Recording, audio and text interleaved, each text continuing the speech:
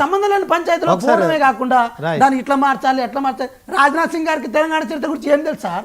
తెలంగాణ రైతాంగ సాయుధ పోరాటం గురించి ఏం తెలుసు సార్? ఎప్పుడైనా భూములు పంచిన చరిత్రనా? ఎప్పుడైనా దళిత వర్గాల కోసం పనిచేసిన చరిత్రనా? మేము కనీసం అసైన్మెంట్ భూముల పేరుతో మేమైనా కాంగ్రెస్ ప్రభుత్వం ఇస్తాం. వీళ్ళు ఏం చేశారు సార్ తెలంగాణకి? ఒక్క మాట చెప్పిన సార్, తెలంగాణ నుంచి జాతీయ ఉద్యమంలో పనిచేసిన ఎవరైతే వాళ్ళు ఉన్నారో, జాతీయ ఉద్యమంలో పనిచేసిన వాళ్ళు ఉన్నారో వాళ్ళ కనీసం పింఛనీయలే సార్. వీళ్ళు వాళ్ళ గురించి మాట్లాడతారు, వీళ్ళు జాతీయత గురించి మాట్లాడతారు, వీళ్ళు మతం గురించి మాట్లాడతారు. కాబట్టి ఒక మాట స్పష్టంగా అర్థం చేసుకోవాలి నందరెడ్డినా, మీరు ఆ పటేల్ నుంచి వచ్చిన వ్యక్తి కాబట్టి మీరు కూడా ముస్లిం కాదు. ఇది కూడా మీరు అర్థం చేసుకోవాల్సిన అవసరం ఉంది. మేము ఏ పటేళ్లకు వ్యతిరేకం కాదు, కానీ ఆ రోజు అణచివేయబడ్డ వాళ్ళు, అణచిన వాళ్ళు, అది నిజాం నుంచి అణచివేయడం వల్ల కాదు. నందరెడ్డి గారు, నేనేమంటున్నా, వెంకట్ ఆవేశపూరితమైనటువంటి ఒక నిర్ణయాలు తీసుకుంటున్నాడు. శ్రీనివాస్ గారు, సీతన్న, నేనేమంటున్నానే, మీకు విమోచన దినానికి సంబంధం లేదు అని క్లియర్ గా చెప్తున్నాడు అతను. మీకు అర్హత లేదు అంటున్నాడు. నేనేమంటుండా, ఆ రోజు గిట హిందువులకే ఎక్కువ నష్టం జరిగింది. హిందువులు అందరూ ఏకతాటికి వచ్చి హరిజనులు వేరు కాదు, గిరిజనులు వేరు కాదు, తెలంగాణ ప్రాంత ప్రజలంతా ఒక్కటే. ఇంకొకటి, మేము సర్దార్ వల్లభాయ్ పటేల్ గారిని అభినందిస్తున్నాం ఇక్కడ. ఎందుకు? కాంగ్రెస్ పార్టీ కదా, మాకు పార్టీలకు సంబంధం లేదు. ఏ వ్యక్తి అయితే బలమైనటువంటి ఒక నిర్ణయం తీసుకొని భారతదేశం కోసం పనిచేసిండో ఆ వ్యక్తిని అభినందిస్తున్నాం. అదే రాజీవ్ గాంధీ ఉండడానికి ఆ రోజు ఉన్నటువంటి ఒక నెహ్రూ గారు ఉన్నారు. అప్పుడు జమ్మూ కాశ్మీర్ సమస్య నెహ్రూ గారికి అప్పచెప్పినారు. ఆయన ఏం చేసినాడు?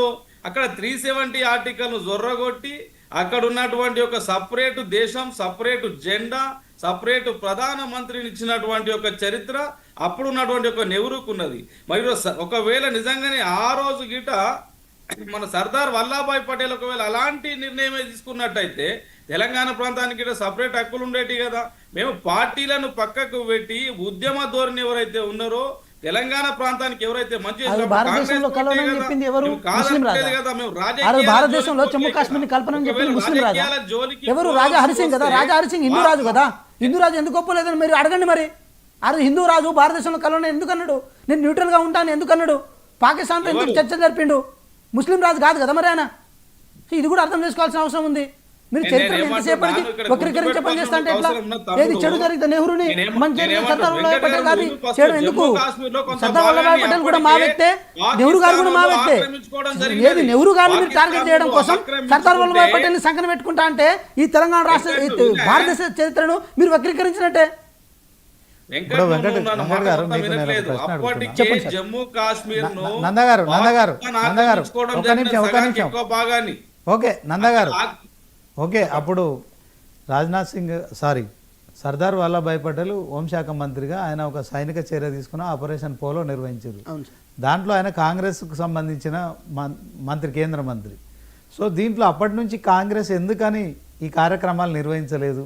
ఇదే క్రమంలో ఈ దేశం విచ్ఛిన్నం కావడానికి కాంగ్రెస్ కారణం అని చెప్పి బీజేపీ ఆరోపిస్తుంది కదా, దీనికి ఏం చెప్తారు సార్? 564 సంస్థానాలను ఒక చోట కలపడం అంటే ఆషామాషి కాదు సార్.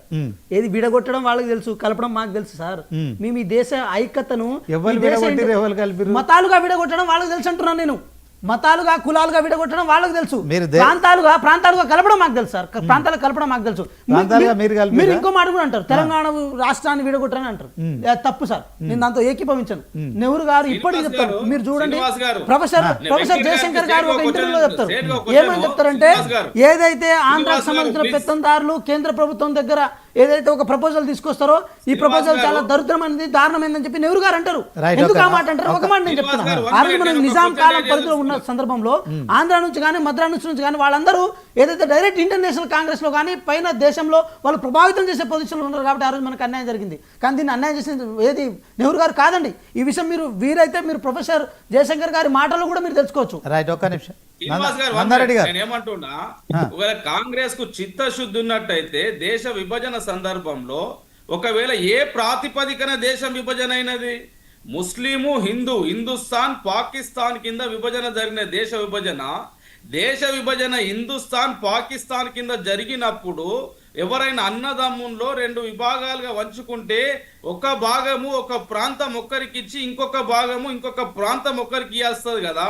మరి పాకిస్తాన్ ఒక బందుకు పెట్టి మరి అప్పుడు ఉన్నటువంటి ఒక బంగ్లాదేశ్ను ఇంకొక బందుకు పెట్టి కనీసం మనకు 16 రాష్ట్రాలను అల్లకల్లోలం చేస్తున్నటువంటి ఒక పార్టీ కాంగ్రెస్ పార్టీ తప్పు నిర్ణయం కాదా ఇది? 2 భాగాలుగా ఏ విధంగా విభజిస్తారండి? ఇస్తే ఒక్క బంధుకి ఇవ్వాలి కానీ అటు బంగ్లాదేశ్కి ఇచ్చి మన భారతదేశానికి కనీసం ఒక 7-8 రాష్ట్రాలకు అంటుపట్టుకున్నటువంటి ఒక ప్రాంతం ఇస్తే పాకిస్తాన్ ఇటుబంధు కన్నా మొత్తం ఇవ్వాలి, లేదంటే బంగ్లాదేశ్ అటువైపు కన్నా మొత్తం ఇవ్వాలి. అంటే భారతదేశాన్ని విచ్ఛిన్నం చేయాలన్నటువంటి ఒక కుట్రలో భాగంగానే ఆనాటి నుండి ఇట నెహ్రూ గారు చేస్తున్నటువంటి ఒక కుట్ర ఫలితమే ఈ రోజు వరకు నందరెడ్డి గారు ఒక నిమిషం, వెంకట గారు గుర్తుపెట్టుకుంటే మంచిది. ఓకే, అరవింద్ గారు ఉన్నారు, బీఆర్ఎస్ నాయకులు, ఒకసారి ఆయనతో కూడా మాట్లాడదాం. చాలాసేపటి నుంచి ఆయన లైన్లో ఉన్నారు. మరి అరవింద్ గారు సార్ నమస్కారం.